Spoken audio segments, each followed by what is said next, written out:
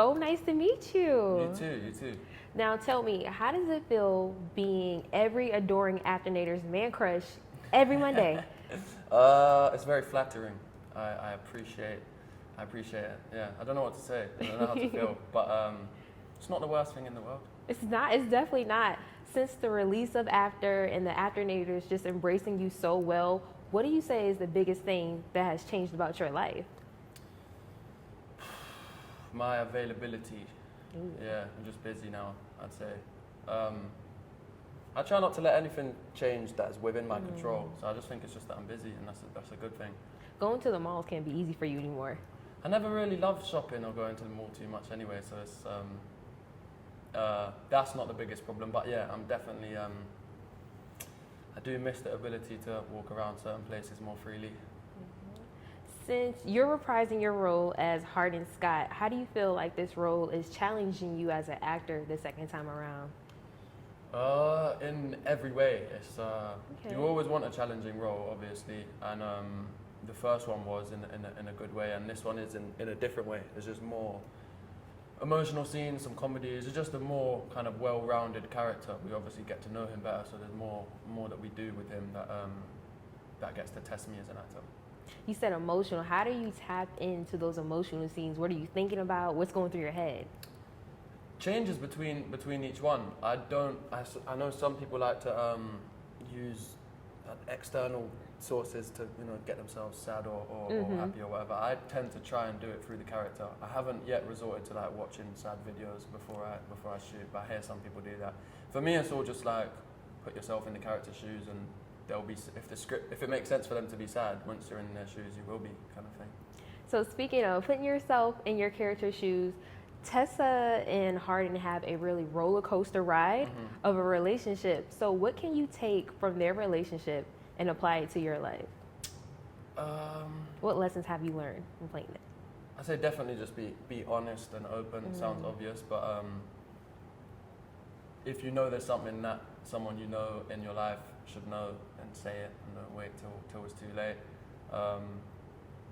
Yeah, I think honesty is a good lesson to learn from their story. So true. So in the first film, you mentioned the lake scene was one of your favorites or most interesting because of the snake scenario. Yeah. After reading the script, what scene were you just dying to shoot this time around? I have more scenes with conflict that I haven't done too much in terms of like fight scenes. I wouldn't even say fight scenes, but like that kind of thing where you have a stunt coordinator, and that stuff for me is always cool to learn because it's just different. You don't do too much of it. There are a lot of scenes I was excited for this time around, but I don't want to give anything away. But yeah, can you tell us where it's being shot at least? Where what's being shot? One of your favorite scenes. Where is it being shot? What am I yet to do? We shot one of my favorite scenes yesterday in the hotel room. It's the only scene it's the main scene with Tessa, Trevor, and Hardin, and obviously that dynamic's really fun to play with. I wish we had more scenes with the three of us. Okay, so now you're on set for about 14 hours a day. So when you leave set, how do you unwind? I don't think you need to. You just fall asleep quite quickly after long days. Yeah, I don't do anything after we finish. On a long day, when you work 14 hours, I just go home and I'm straight to bed, to be honest. And then I prefer to wake up earlier in the morning and do more. But when you have enough time, go get some food somewhere, or to be honest, we do just end up chilling, the cast and crew or whatever, and then anytime we try and talk about something unrelated to the film, it just somehow goes back to talking about the film. So we're never really off work. When you're shooting, it's all you really think about. So it's cool. It sounds like horrible, but you're just in it, and then when you wrap, that's when you can unwind. Now, this is your second time shooting in Georgia, maybe even your third. Are there any places you like to frequent?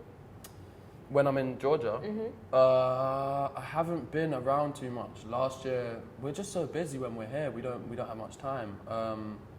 But Malcolm from Crafty always sorts us out with something to do. We did like an escape room one weekend last time, and he took me out a couple weeks ago. So yeah, there's little things to do, but no, I haven't figured out where my spots are yet. Watching you on set, and you look like such a pro. So this time around, do you feel like you're more relaxed, or are you more hands-on this time around? I'm more hands-on, but I'm more relaxed. That doesn't make any sense. But I I don't feel, last time it was a little more stressful just because there were so many cooks in the kitchen and a lot of people that didn't necessarily know their way around a set, myself included especially. This time I'm way more hands-on, but it's way more fun and it doesn't feel as stressful because I know everything that's happening all the time. And I have that personality type that does well for me. That is amazing. So you've tackled screenwriting, writing, and producing, but do you see yourself directing next? Yes, especially working with Roger. He's such a good teacher, and he like basically promised me before we got here that he will teach me. And he's just really, his personality is like really great for teaching. He has so much experience. And last year, if you said, you know, give me the shot list or what's it, I would be like, well, I don't know. Somebody get, you know, and I've just learned so much in a short amount of time from him. And I plan on learning more before I try, even though sometimes you get to be able to like sneak in the back door, but I don't feel like I know even remotely enough yet, but I'm definitely getting there. But I love the idea of directing, and I find myself more personality wise, I think directing would be better for me than producing. What do you say is the biggest thing you learned right now from Roger? The biggest thing, oh, there's so many things. The biggest I would say is how to give there's so many things. I'm like thinking like the biggest one would probably be just how to give direction without doing line reading to them, and telling them, you know, play this like he told Candace King, who plays Kimberly, play this like you hate your stepson, and we were both like, huh? But it doesn't play in the scene that way, but the expression that it got out of her was like, there's just ways that he can think of the most seemingly random things to get the exact emotion that they need. And I like that. And I like the way he is with the cast. Now, you mentioned Candace King. What is it like to see your characters come to life on the big screen for the second time around? This time it's honestly almost even better. Like I obviously was so grateful and happy the first time, but this time the cast that we have is just crazy. And I've been a fan of Candace since the first season of Vampire Diaries. And I know that the fans of After have always wanted her for Kimberly. So it was nice to have an actual... Cool. The fan chose. Yeah, they chose her like a long time ago. And I didn't even know if we could actually even get her. So it was great. And I met her. I did her podcast. She has a really great podcast. And I was a guest on it. And then we were going through the casting process. And I was like, should I just see if she would? And immediately she was like, yeah, of course. Like, I'd love to. I'm like, okay. And then we have Charlie Weber, he was another one of my like hand-picked cast where I was like, we're not meeting with anyone else. No one else read for the role. No one else, nothing. It was just like, Charlie's going to be Vance. And Roger backed me up. And here we are. So speaking of Charlie and Candace, the Afternators want to know if you had to cast Harry Styles in the next movie, what role would you give him and why? They want to make it happen. Yeah, so bad. I'm trying to think of what role. He could be in the third one. I mean, I was going to say one of Hardin's friends from London, but he's too nice. Well, that'd be good for him to test that out. I feel like he could play a mean guy or like a not Harry because he's just so nice. Yeah, one of Hardin's friends, I think. And him and Hero don't look, as some people think they look alike, but I just don't see it at all. So I don't think it'd be too weird to have them hanging out. So is it safe to say, is that something you're going to work on? Maybe, but I don't know if we can afford him. And I also am like, let's make an album. I want him to make an album, so I don't really want to. That is very true. I want that as well. Yes, so I'm waiting for the second album. So unless it interferes with the music, then I would love it. But I would rather have more music from him than him in the movie. Very true. Now, speaking of the Afternators, they played a big role in helping After win a Teen Choice Award. Yeah. What was your reaction to that? You took home 3. Yeah, it was weird because when it first came out, I was like, I can't believe we're even nominated. And then we all were kind of like, there's no way we're going to win, especially given our like domestic releases. We're like, there's no way. And then when literally the first day that the tweets were, or like the votes were on Twitter, I was like, I think we actually are going to win because there were just so many that it would be impossible to not. But it's still like a mind-blowing thing where we're like, 3 Teen Choice Awards? Like, 3. what? And for me, I grew up like watching Teen Choice Awards and voting and stuff. I'm like, I came a long way from voting for the Jonas Brothers to winning. Yeah. So what are you looking forward to next for after we collided? What do you hope to happen? Well, I'm looking forward for the scenes that are coming up in the like close future. But overall, I'm just excited to have the fans see it because they love the first movie, and this one is just, I mean, it's just dialed up in the best way, and they're going to lose their minds. Roger, it's been a pleasure watching you work today. Oh, thank you so much. Yes, you mentioned earlier, after 20 years, this is your first time doing a film like this. Yes, it's Cruel Intentions. Yeah, So, this type of tone. Yeah. What made you say, okay, I'm ready to pick up this project? I loved Anna Todd's writing. I love her books. So when I heard that they were, looking for a director for After We Collided, I was like, oh my God, I would kill for this opportunity, not thinking I'd get it. Really? Yeah, you never know, I met with them at lunch, Anna and Jennifer Gibgot, and I said, what tone are you looking for? And they're like, we want to do like Cruel Intentions. And I was like, I'm in. So it's safe to say you were a fan of the franchise Yeah, before, I was. really? Yeah. What I love about it is like, unlike Hunger Games or Twilight, it's just romance. There's no vampires, there's no sci-fi. And she just really managed to like continue the story about this young love affair. Coming of age love affair, as Yeah, people yeah. would say. Now, by now, you probably read that script front and back. So Many what times. moment really stands out to you? Like, I really want the audience to fall in love with this scene. We, literally every scene we fight for, like every scene's got to be great. It was like that in Cruel. We wanted, this is their favorite scene or this is their favorite scene. Is there So, any scene that really gets to you? I mean, the stuff we shot. Am I allowed to say this? Of Tessa going to Seattle, which is where we are right now, and it's just kind of it's about her awakening, her coming of age as a woman, her sexual awakening. We kind of just hit it hard, and we did a scene at the nightclub, and Josephine was beyond spectacular. It was mesmerizing to watch. So speaking of Josephine, I was watching you direct her earlier, and you're so comforting. You're so nice in your directions. Thank you. So what's it like working with Josephine and She's the Hero best. and I mean, Anna? they're the best. I mean, it makes my job easier because Anna and Jenny Gage, the first director, did such a great job casting these two leads. So you just jump in. You got to make. They all know each other. You're the new kid on the block.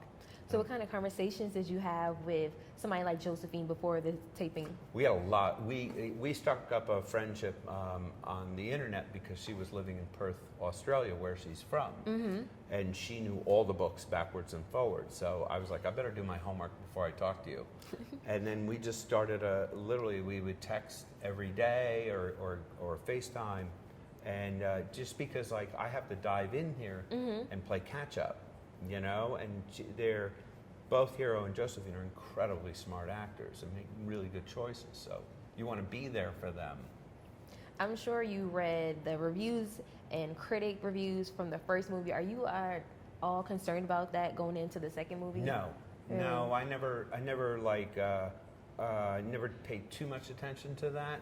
I'm just like, well, we're kind of telling a different story here, And first movies are tricky because you have to establish and get to know the characters. We know the characters now, so it's easy to take them on an emotional roller coaster.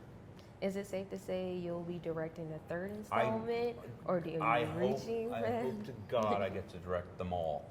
It's just such a pleasure working with Anna Todd. Hi, Josephine. It is so good to meet you. Congratulations on your Teen Choice Awards for Best Actress in a Drama. How did that feel? It was very, very flattering because it was basically all because of the fans, because it's it's dependent on how many votes you get from fans and everything. And yeah, I just wish we were able to go to the ceremony because we were Oh. filming. Well, that's But it was good. great. Speaking of filming, I watch you film like, all day today. Yeah. And one thing I've noticed is the evolution of your character and her style. So please tell us about that. Yeah, well, between now and the last film, Tessa's character evolves, and we wanted that to reflect in her style as well as her hair and her makeup. So she's wearing a lot more makeup this film, a lot more. I think she's just grown more into her sexuality as a woman, and so her clothing is reflecting that, and also she's choosing some more mature items and. Hello. Yeah, so she's a lot yeah, sexier. Yeah. How do you feel the role of Tessa is challenging you as an actress the second time around?